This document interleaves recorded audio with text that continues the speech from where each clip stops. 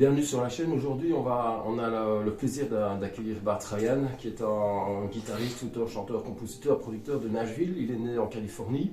Je vais le laisser se présenter et on va parler du processus créatif, voir comment il aborde sa création en termes de production musicale et aussi parler de son approche de la promotion en termes de promotion musicale, et on va aussi le laisser parler un peu de sa musique. Hello Bart, how are you? I'm good, Sasha. How are you? I'm great. Welcome in Belgium, by the way. Thank you very much. I've been here a couple of days. I'm exhausted. Okay, but I had an amazing time. So yeah, I really love Belgium, and it's been really a blast. Great. Tell me please more about you. Where you come from? When? Where? Well, I was born and raised in Los Angeles, but right now I'm living in Nashville, Tennessee. I've been there about 12 or 13 years. And I'm a producer, singer, songwriter, artist, guitar player. Traveling around, playing through Europe. You know, this is the third time I've been to Europe in a year, and this tour had stuff in France, Germany, and Belgium, and I'm going to be back again in autumn to play more. Oh, great. And how is it going with your European tour? I love playing in Europe. I really, I just they love American roots music and blues music, and I feel like I can really do great stuff here, and people appreciate it. I mean, you were with me a couple nights ago. Yeah. I played at the Shamrock in Liège, and the place just went crazy, you know, and it's great. It's really fun. So. Yeah, so you playing, it was just amazing. Vous devez absolument découvrir Bart sur internet, voir ce qu'il fait, c'est terrible, c'est vraiment terrible. I hope you're saying nice things about me, because my French isn't yeah, good. Just inviting the people to check you out on the internet, because you're terrific. Thank you so much. And let's talk about your latest album, The Messenger. Here on this channel we are about to talk about the creative process and the promotion process. So would you mind saying a few words about what inspired you about this album from the lyrics point of view and then from the musical point of view? Where do you take your inspiration from? Well, this album, Messenger, was written and recorded during COVID, and I was sitting in my house, and I'd always wanted to do a really acoustic focused album, and I'd been thinking about that for a long time. And right at the beginning of COVID, I was doing these weird little videos with my band, and we'd like sit in my basement and, you know, do live streams, you know, me playing an acoustic and this, and I was signed to a label at the time, and one of the people at the label saw it and said, Bart, this acoustic vibe you have is really great. And I just decided to do a whole album, and I wrote a number of songs for the album, and I pulled a handful of old songs that I'd always wanted to redo acoustically and decided to put a full album together. As far as lyrics and music, you know, that's a mysterious process. I don't always understand where I get all that stuff. But I'll say that I keep my phone with me, and that is one of the most powerful tools I've ever had. I could show you my phone, and it's just got hundreds of recordings, you know. Most of them are me going, okay, a bass guitar going, bump, da bum, bump, bump, you know, and they're horrible. All right, but every once in a while there's a good one in there. So can we say that you have it's like if you had intuitive ideas coming from out of the left field, something like that, and you have to record it right away as soon as you have it. You don't want to lose it because it's coming and maybe it's going. Yeah, it's really interesting about this, because when I hear something in my head, and it might be a rhyming couplet, it might be 2 lines, or it might be a little musical phrase, I'll grab my phone and go, oh, this is a good idea. The weird thing is that most of those ideas that end up being songs, I remember anyway, because the strongest ideas stick in my head. They're like a worm that gets in there and won't leave me alone until I finish it. That's the best way to choose between different songs. Also. Yeah. So which one am I going to choose for this album? Yeah. Okay. I have a few friends who ask me about. Okay, Sasha, I want to I have to write lyrics for my songs, but I don't know how. Do you have a technique? Yeah, I can tell you that this was a really long journey for me. And I started, when I was a teenager, I wanted to be the next, great white blues guitar player. I wanted to be the next Clapton or Beck or Stevie Ray Vaughan, because I grew up listening to those guys. And I still love to play blues, and I'm still a big, huge fan of all that.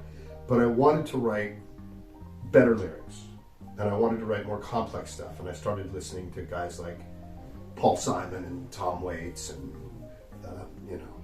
Jeff Buckley. Yes. We were just talking about Jeff Buckley. And one of the things that I did that really helped me a lot was I started reading a lot of poetry.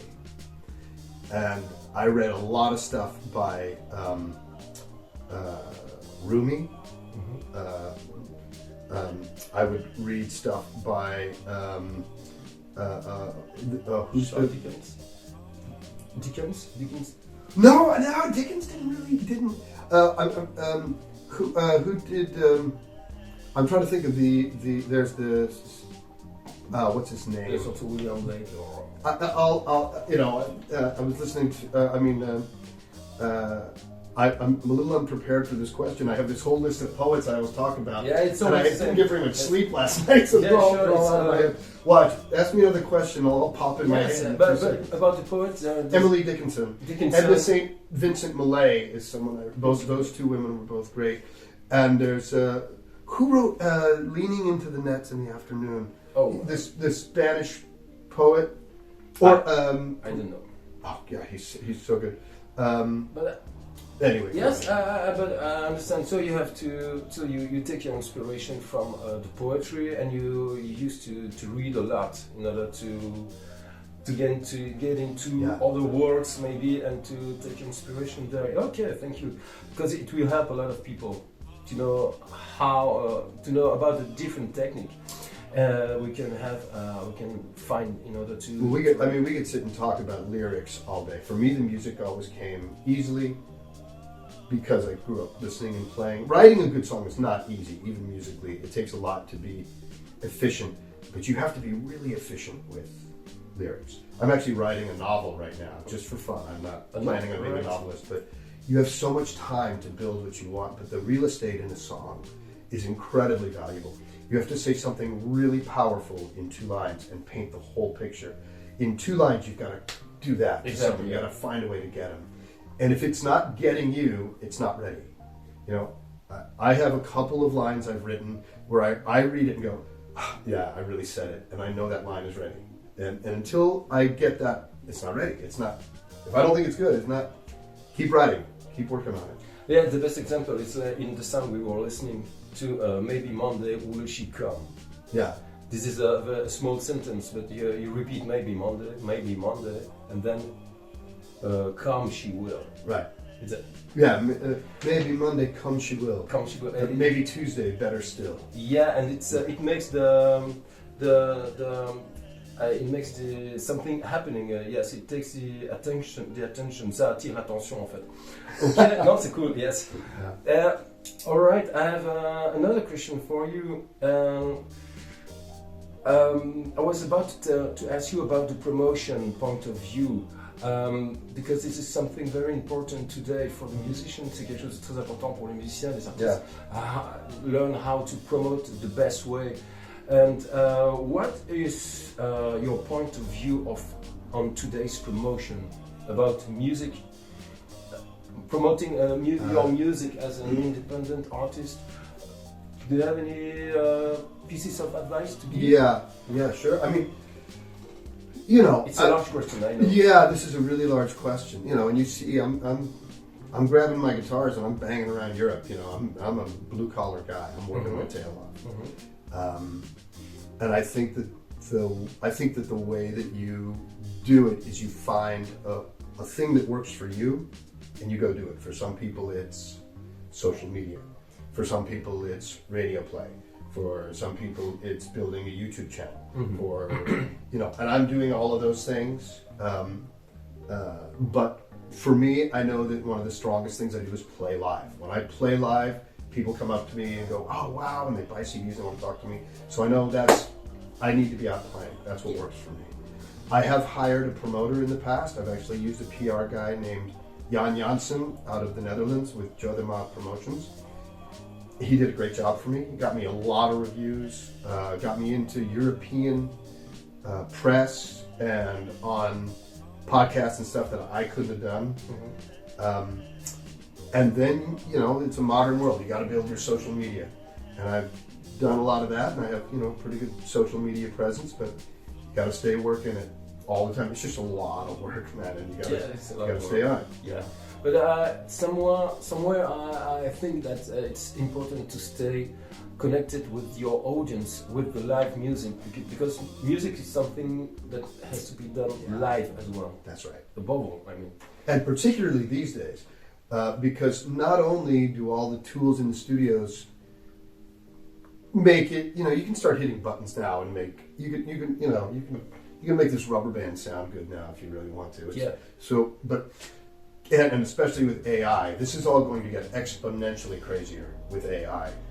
But if you can pick up a guitar or grab your piano or your ukulele or your banjo or whatever it is, and you can go in front of people and you can make it work, they can't build that into a computer yet, and that's still special. So. Yeah, sure, and it's when you mix some music, I've gathered that it's easier to mix when you have a good material, when you have a good vocals, the right intonation, the right stuff on the guitar, the right riff. So it's better to mix. I've done a substantial amount of producing and editing and some mixing and all that stuff now. And I remember years ago when I was learning about this, I have a friend of mine named Brant Biles who's a really good mixing engineer. And he used to talk about the difference between creative EQ and fixing in the EQ. Yeah.